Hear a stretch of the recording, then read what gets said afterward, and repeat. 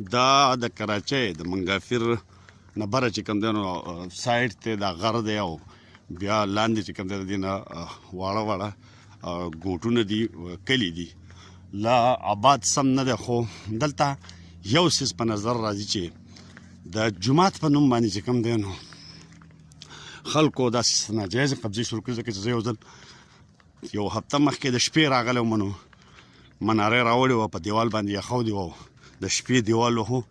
چې ما سړي ته تپوس وکړم بهي دا څه جوړوي چې جومات جوړوي نو ما ورته وویل چې دا ته د ورځې ولې نه کوي چې د ورځې زه خپلو بچو له چې کوم رزق پیدا کوم خو بهرحال دلته کې د تجاوزاتو په اړه کې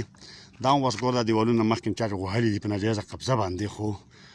بیا پولیس راځي او دلته کې چې کوم دی نو ماتوي او خلک بیا د شپې راځي او دغه ځای کې جوړېدا اوس مطلب دا چې دا مخامخ وګوره دا چبوتره چې لګېدلې ده نو دا قبضه ګروپ ته دا اوس دلته کې راغلي دي د ورځې خو دوی ناست دي امکان دا دی لکه او سړی کې دا هوټل جوړ شوی دی خو په دغه ځای کې چې کوم دی نو هم دي لیکلی ده چې جامع مسجد خالد بن ولید او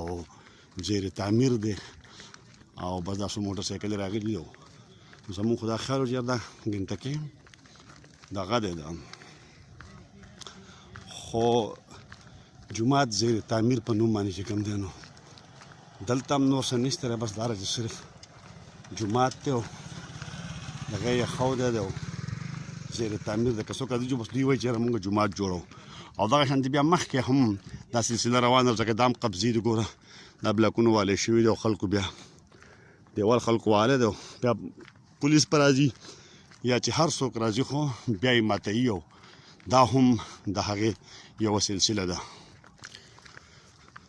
دلته هم دا بلاکونه او ورسره چې کوم دی خلکو یې د ځای په ځای یو جومات هغه هم دی بیا یو ورسره چې کوم دی نو هغه هم د مخکې نه تیار دی او دا یو ډېره نوې طریقه ده اسلام آباد کې هم اکثر دا چې کوم کسان نو چې خالي ځای وویني بس ایسته پکې جمع امامتي شروع کړي او د هغې نه پس چې کوم دی نو د جومات په نوم باندې قبضه وکړي بیا پکې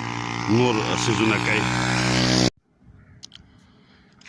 دا هم اخوا چې کوم دی نو لکه ورسره ځای دومره نشته دی بهرحال د جومات دا منارې چې کوم دی نو لګولي دي په روډ په غاړه باندې دلته هم منارې دي او دا چې کوم په دې اړ کې یو څیز روان دی دا شپږم جومات دی په 1 کیلومیټر کې چې منارې خلکو لګولي دي او مسجد زیر تعمیر یې پې لیکلی دی او د تپوس چې کوم دی نو څوک شته نه